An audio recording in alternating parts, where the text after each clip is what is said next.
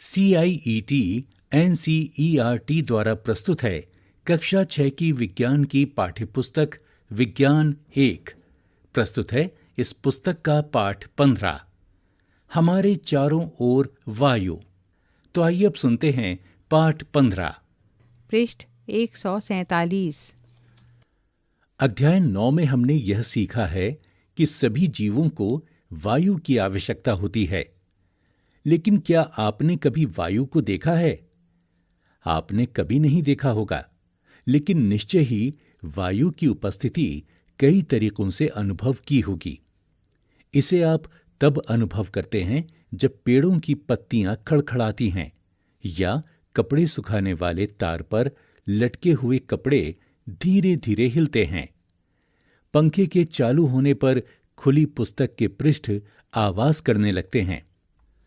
वायु के बहने के कारण ही आपकी पतंग का उड़ना संभव होता है। क्या आपको अध्याय 5 का क्रियाकलाप 3 याद है, जिसमें आपने रेत और बुरादे को निष्पावन द्वारा अलग किया था? निष्पावन की प्रक्रिया बहती वायु में अधिक प्रभावी होती है। आपने ध्यान दिया होगा कि तूफानों के समय वायु बहुत तेज गति से चलती है। कभी कभी तो यह पेड़ों को भी उखाड़ देती है तथा छतों के ऊपरी हिस्सों को भी उड़ाकर ले जाती है। क्या आप कभी फिरकी से खेले हैं? चित्र संख्या 15.1 में विभिन्न प्रकार की फिरकियों की तस्वीरें दी गई हैं। क्रियाकलाप 1। आइए चित्र संख्या 15.2 में दिए गए निर्देशों के अनुसार हम अपनी एक फिरकी बनाते हैं। फिरकी की डंडी को पकड़िए और उसे एक खुले क्षेत्र में भिन्न भिन्न दिशाओं में रखिए। चित्र संख्या 15.2 में एक साधारण फिरकी बनाना दिखाया गया है। इसे थोड़ा आगे पीछे कीजिए। देखिए क्या होता है। क्या फिरकी घूमती है? फिरकी को कौन घुमाता है? क्या इसे वायु नहीं घुमा रही है? क्या आपने वात सूचक को घूमते हुए देखा है, जैसा कि चित्र संख्या 15.3 में दर्शाया गया है? यह उस दिशा में रुक जाता है जिसमें कि उस स्थान पर वायु चल रही होती है। 15.1 क्या वायु हमारे चारों ओर हर जगह उपस्थित है? अपनी मुट्ठी बंद करें। इसके अंदर क्या है? कुछ नहीं। इसका पता लगाने के लिए यहां बताए जा रहे क्रियाकलाप कीजिए। क्रियाकलाप 2। कांच की एक खुली हुई खाली बोतल लीजिए। क्या यह वास्तव में बिल्कुल खाली है या इसके अंदर कुछ है? अब इसे उल्टा कीजिए। क्या अब इसके अंदर कुछ है? पृष्ठ 148। चित्र 15.4।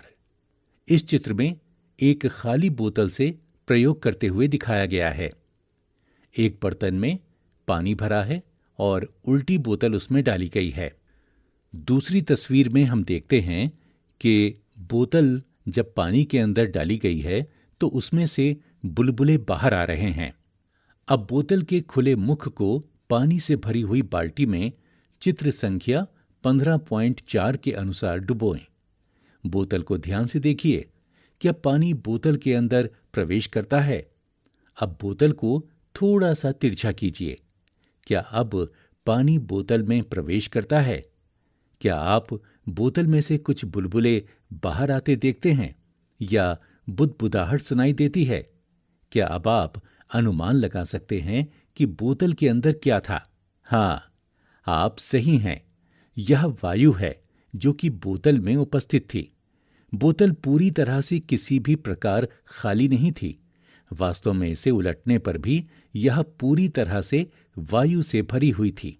इसलिए आप देखते हैं कि जब बोतल उल्टी स्थिति में होती है, पानी बोतल में प्रवेश नहीं करता, क्योंकि वायु के निकलने के लिए कोई जगह नहीं होती। अब बोतल को तिरछा करते हैं तो वायु बुलबुलों के रूप में बाहर आती है और वायु के निकलने से खाली हुए भाग में पानी भर जाता है। यह क्रियाकलाप दर्शाता है कि वायु स्थान घेरती है। यह बोतल के पूरे स्थान में भर जाती है। यह हमारे चारों ओर उपस्थित है। वायु का कोई रंग नहीं होता, हम इसके आर पार देख सकते हैं। यह पारदर्शी होती है।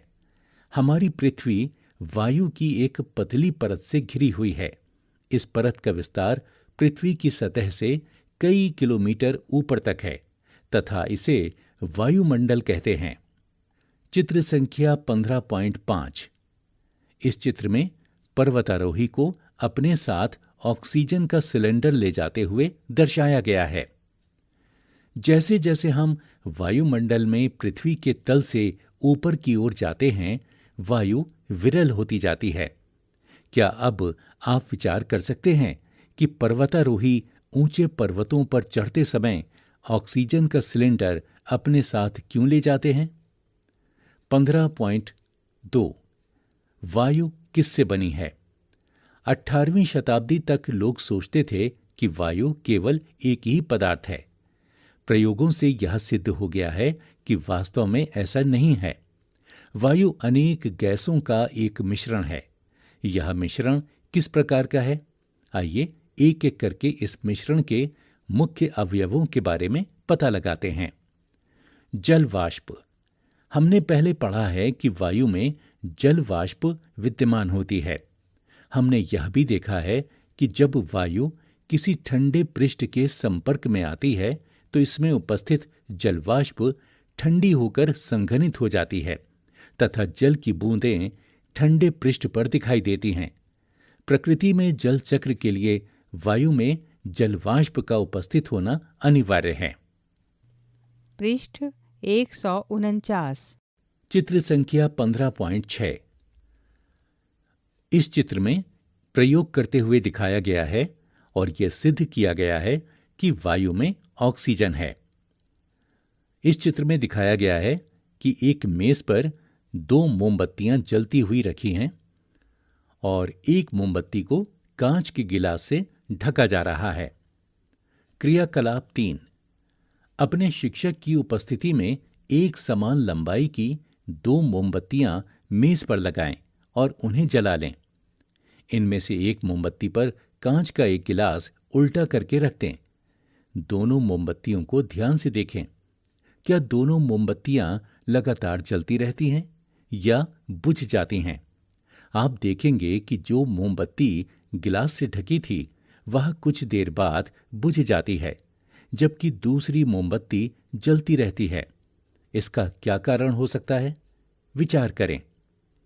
ऐसा प्रतीत होता है कि गिलास से ढकी मोमबत्ती इसलिए बुझ जाती है क्योंकि वायु का वह घटक जो मोमबत्ती के जलने में सहायक है वह सीमित है और मोमबत्ती जलने से कुछ देर बाद समाप्त हो जाता है, जबकि दूसरी मोमबत्ती को लगातार वायु मिलती रहती है।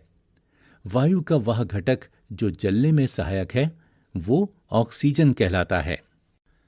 नाइट्रोजन।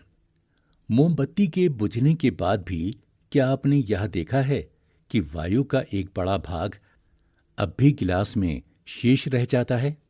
यह सूचित करता है कि वायु के कुछ अवयव जलने में सहायक नहीं होते। वायु का एक बड़ा भाग जो मोमबत्ती के जलने में उपयोग नहीं हुआ, नाइट्रोजन कहलाता है। Carbon dioxide. एक बंद कमरे में जब कोई पदार्थ जल रहा होता है तो शायद आपने घुटन महसूस की होगी। यह घुटन कमरे में कार्बन डाइऑक्साइड की अधिक मात्रा एकत्र होने के कारण हुई है, जो कि लगातार किसी वस्तु के जलने के कारण बनती है। हमारे चारों ओर की वायु का एक छोटा अवयव कार्बन डाइऑक्साइड होता है। यह सलाह दी जाती है कि फसलों के अवशेष व सूखी पत्तियों को नहीं जलाना चाहिए, क्योंकि इससे वायु प्रदूषित होती है। धूल तथा धुआं। ईंधन तथा पदार्थों के जलने से धुआं भी उत्पन्न होता है। धुएं में कुछ गैसें एवं सूक्ष्म धूल कण होते हैं जो प्रायः हानिकारक होते हैं। इस कारण आप कारखानों में लंबी चिमनियां देखते हैं। ये चिमनियां हानिकारक धुएं तथा गैसों को हमारी नाक से तो दूर ले जाती हैं, लेकिन आकाश में उड़ते हुए पक्षियों के बिल्कुल नजदीक ले जाती हैं। वायु में धूल के कण सदैव उपस्थित रहते हैं। क्रियाकलाप 4। अपने विद्यालय या घर में धूप वाला एक कमरा खोजिए। सारे दरवाजे तथा खिड़कियां बंद कर दें तथा पर्दे आदि डालकर कमरे में पूरा अंधेरा कर दें। जिस दिशा से सूर्य का प्रकाश आ रहा है उस ओर के दरवाजे या खिड़की को बिल्कुल थोड़ा सा खोलें, जिससे सूर्य का प्रकाश एक पतली सी झिर्री के द्वारा कमरे के अंदर आ सके। अंदर आती हुई सूर्य की किरणों को सावधानी पूर्वक देखिए। पृष्ठ 150। चित्र संख्या 15.7। चित्र में वायु में धूल के कणों की उपस्थिति का सूर्य के प्रकाश में अवलोकन करते दिखाया गया है। एक कमरे से दरवाजे के द्वारा एक छेद के माध्यम से सूरज की किरण कमरे में प्रवेश कर रही है। क्या आप देखते हैं कि सूर्य की किरणों में कुछ छोटे छोटे चमकीले कण तेजी से घूम रहे हैं, जैसा कि 15.7 चित्र संख्या में दिखाया गया है? ये कण क्या हैं? अत्यधिक सर्दियों में आपने पेड़ की पत्तियों से छन कर आते हुए सूर्य के प्रकाश किरण पुंज को देखा होगा, जिसमें धूल कण नृत्य करते प्रतीत होते हैं। यह दर्शाता है कि वायु में धूल के कण भी उपस्थित होते हैं। वायु में धूल के कण समय तथा स्थान के साथ बदलते रहते हैं। जब हम नाक से सांस लेते हैं तो हम वायु अंदर लेते हैं। धूल के कणों को श्वसन तंत्र में जाने से रोकने के लिए हमारी नाक में छोटे छोटे बाल तथा श्लेष्मा उपस्थित होते हैं। क्या आप उस पल को याद कर सकते हैं जब आपके अभिभावक ने आपको मुंह से सांस लेने के कारण डांटा हो? अगर आप मुंह से सांस लेंगे तो हानिकारक धूल के कण आपके शरीर में प्रवेश कर जाएंगे। यह बूझो आपसे यह पूछ रहा है कि चित्र संख्या 15.8 में पुलिसकर्मी ने मुखौटा क्यों पहना है? चित्र संख्या 15.8। इस चित्र में एक भीड़ भरे चौराहे पर एक पुलिसकर्मी द्वारा मुखौटा पहनकर यातायात नियंत्रण करते हुए दर्शाया गया है। इससे हम यह निष्कर्ष निकालते हैं कि वायु में कुछ गैसें जलवाष्प तथा धूल के कारण विद्यमान होते हैं। वायु में मुख्यतः नाइट्रोजन, ऑक्सीजन, थोड़ी मात्रा में कार्बन डाइऑक्साइड तथा इससे भी कम मात्रा में अन्य गैसों का मिश्रण होता है। तथापि वायु की संरचना में स्थानीय भिन्नता हो सकती है।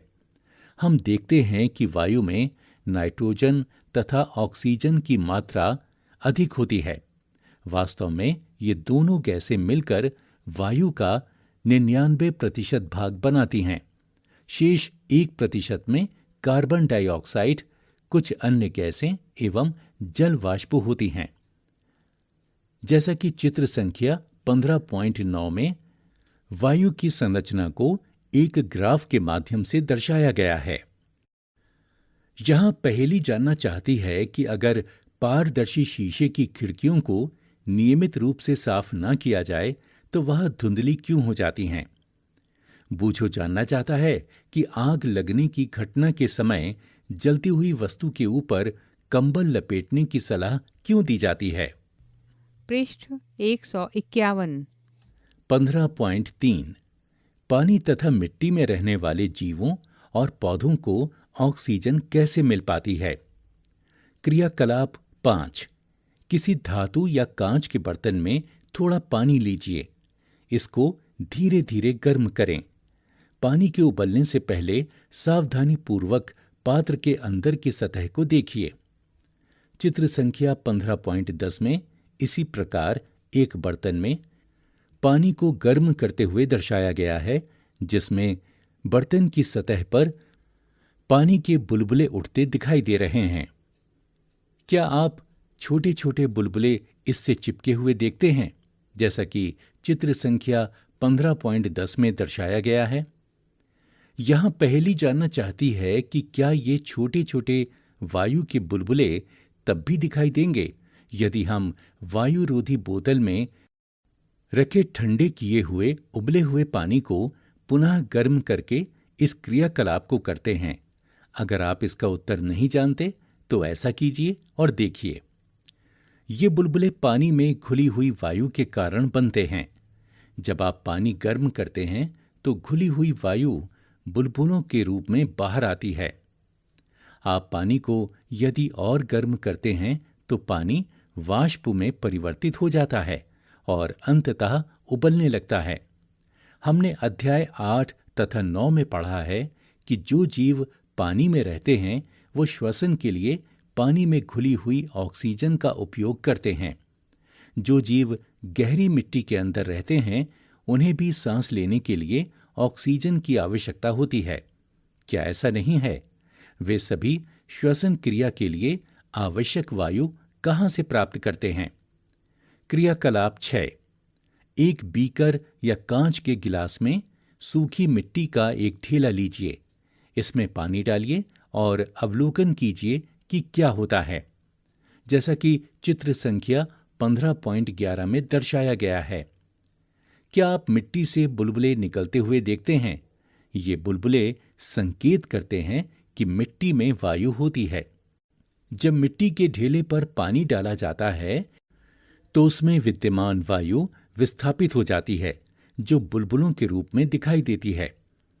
मिट्टी के अंदर पाए जाने वाले जीव एवं पौधों की जड़ें श्वसन के लिए इसी वायु का उपयोग करते हैं। पृष्ठ 152। मिट्टी के जीव गहरी मिट्टी में बहुत सी मांद तथा छिद्र बना लेते हैं। इन छिद्रों के द्वारा वायु को अंदर व बाहर जाने के लिए जगह उपलब्ध हो जाती है। लेकिन जब भारी वर्षा हो जाती है तो इन छिद्रों एवं मांदों में वायु की जगह पानी भर जाता है। इस स्थिति में जमीन के अंदर रहने वाले जीवों को सांस लेने के लिए जमीन पर आना पड़ता है।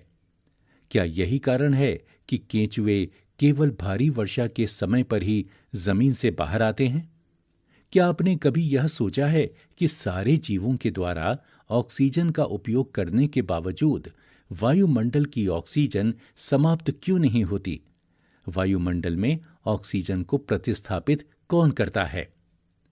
चित्र संख्या 15.11।